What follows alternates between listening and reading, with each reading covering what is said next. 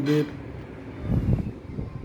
অবগতি নয়, আপনাদের সাথে শেয়ার করতেছি। আপনারা নিশ্চয়ই জানেন যে বাংলাদেশে প্রাকৃতিক দুর্যোগ এবং সড়ক দুর্ঘটনা একটু বেশি হয়। বেশ কিছুদিন আগে, খুব বেশি দিন আগে নয়, একটা প্রশিক্ষণ বিমান উত্তরার মাইলস্টোনে বিধ্বস্ত হয়ে কত যে ক্ষতি হয়েছে এটা কল্পনাই করা যায় না। তাহলে বিমান বিধ্বস্ত হয়ে অনেক সেনা বাহিনীর লোকজনও মারা যায় এবং সড়ক দুর্ঘটনা ঘটে, বাস ট্রাক, এটা তো কোনো কথা শেষই নেই। এবং লঞ্চ ডুবি হয়, ট্রেন অ্যাক্সিডেন্ট হয়, অ্যাক্সিডেন্টের কোনো ইয়ত্তা নেই বাংলাদেশে, এটা অহরহ হচ্ছেই। এবং এই সড়ক দুর্ঘটনা প্রতিরোধের জন্য চিত্রনায়ক ইলিয়াস সাহেব তার স্ত্রী যখন সেই 92 সালে সড়ক দুর্ঘটনায় নিহত হন, এরপর তিনি নিরাপদ সড়ক চাই এর একটা প্রতিরোধ আন্দোলন গড়ে তোলে এবং এটার তিনি চেয়ারম্যান। প্রতি বছর নিরাপদ সড়ক চাই এই আন্দোলন করে আসছেন। তা আন্দোলন যে থেমে থাকবে তা না, আন্দোলনের বিনিময়ে যে কি হচ্ছে জানি না। তবে এবছরের একটা প্রতিবেদন আপনারাও শুনেছেন, আমি আপনাদের সাথে একটু শেয়ার করি। প্রতিবেদনে বলা হয়েছে বাংলাদেশে গড়ে প্রতি বছর 5,000 লোক এরকম সড়ক দুর্ঘটনা বলেন, বিমান সব কিছু মিলিয়ে দুর্ঘটনায়, রোড অ্যাক্সিডেন্ট বা রুট অ্যাক্সিডেন্ট বা নদীপথে 5,000 লোক মারা যায়। তবে এবছর ঈদের আগে পরে তো সড়ক দুর্ঘটনা ঘটে এবং প্রচুর লোক মারা যায়। এর উল্লেখযোগ্য পাটুরিয়া ঘাটে বা দৌলতদিয়া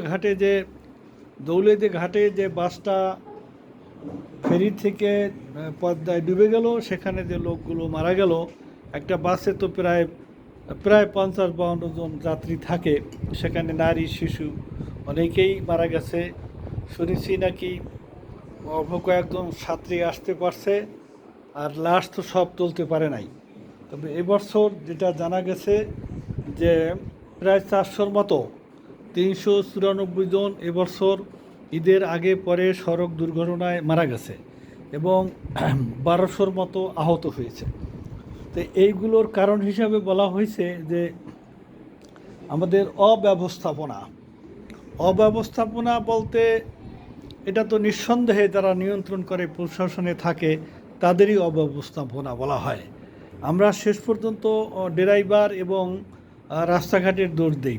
তা ড্রাইভার যদি উপযুক্ত লোককে যদি ড্রাইভিং লাইসেন্স না দেয়, এটাও তো আমাদের এই দায়িত্ব তো আমাদের, এটাও তো আমাদের অব্যবস্থাপনা। আমরা ড্রাইভারে দায়ী দেব, ড্রাইভার তো পাকা ড্রাইভার না। কোনো এক মন্ত্রী একসময় বলেছেন যে ড্রাইভিং লাইসেন্স ট্রাফিক সিগন্যালের কোনো বালাই নেই, ট্রাফিক সিগন্যাল বলতে কিছুই বোঝে না, গরু ছাগল চেনলেই নাকি তাকে ড্রাইভিং লাইসেন্স দেওয়া হয় এবং এটাই হয়। এবং আমরা যখন চলাফেরা করি অনেক সময় দেখা যায় যে হেল্পার দেওয়া গাড়ি চালানো হয়। এখন আমরা গাড়িতে যখন উঠি, কে হেল্পার কে ড্রাইভার এটা তো আমাদের বোঝা কঠিন।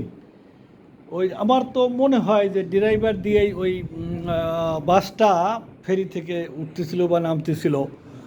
তো এরকম ওই হেল্পাররা কাজ করে, তখন এই অ্যাক্সিডেন্ট ঘটে। আবার অনেক সময় নেশা করে, এই কারণেও অ্যাক্সিডেন্ট ঘটে।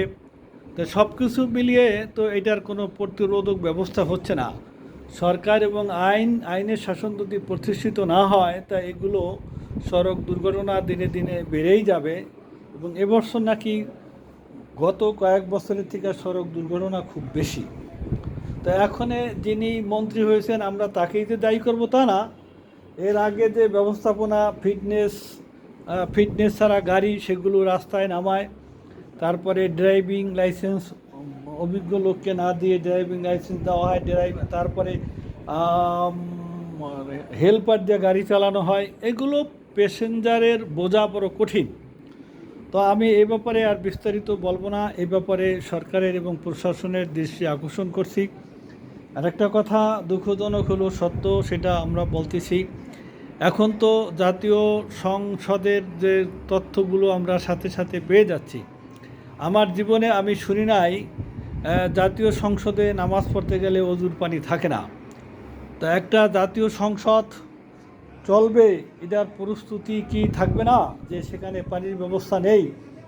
তো আমরা ছোটোখাটো একটা প্রতিষ্ঠান চালাই, আমরা ছোটোখাটো একটা প্রতিষ্ঠান চালাই, সেখানে সেই অনেক দিন পর যদি প্রতিষ্ঠান খোলে, আমরা তো ওই লাইট আছে কিনা, বিদ্যুৎ আছে কিনা, পানির ব্যবস্থা আছে কিনা, পানির কল ছাড়া কিনা, বা টয়লেটে টিস্যু আছে কিনা, হ্যান্ড ওয়াশ আছে কিনা, তারপরে ওই অডোনিল আছে কিনা, এগুলো তো আমরা আগে থেকে চেক করি এবং স্টাফদেরকে বলি।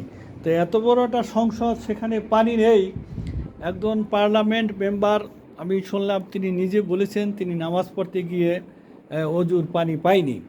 এবং আমার মাদারীপুরের একজন এমপি, তিনি পাগড়ি মাথায় দিয়ে নির্বাচন করেছেন এবং পাগড়ি মাথায় দিয়ে জাতীয় সংসদে গিয়ে কথা বলেন। তিনি বীর বংশদাদা হানজালা। তিনি তার ব্যাপারে আমি শুনেছি তিনি নামাজ পড়তে গিয়ে তার জুতা হারিয়েছেন, অর্থাৎ জুতা রেখে নামাজ পড়তে গেছেন। নিঃসন্দেহে নামাজের মসজিদের বাইরে রেখে জুতা তার নেই। তার মানে কি, তার জুতা তো আর যিনি ভূতে নেয় নাই, তার জুতা হারিয়েও যায় না, চুরে নিছে। তো ওখানে জাতীয় সংসদে ওখানে এমপিরা থাকেন, এখানে তো আমার মতো সাধারণ লোকেরা যায় না। হ্যাঁ, জাতীয় সংসদ ভবনে যে স্টাফ আছে, যারা চাকরি করে, ওখানে ক্যান্টিন আছে, স্টাফ তো অবশ্যই আছে, শুধু এমপিরাই যে থাকে তা না। তাই এখন এই জুতা চুরিটা কী করলো, এটা জাতির জন্য একটা লজ্জাজনক। আশা করি বিষয়টি আমরা একটু মাথায় রাখবো এবং সরকারের দৃষ্টি আকর্ষণ করব। পরবর্তী আপডেট দেখার জন্য অনুরোধ রাখছি। আসসালামু আলাইকুম ওয়া রাহমাতুল্লাহি ওয়া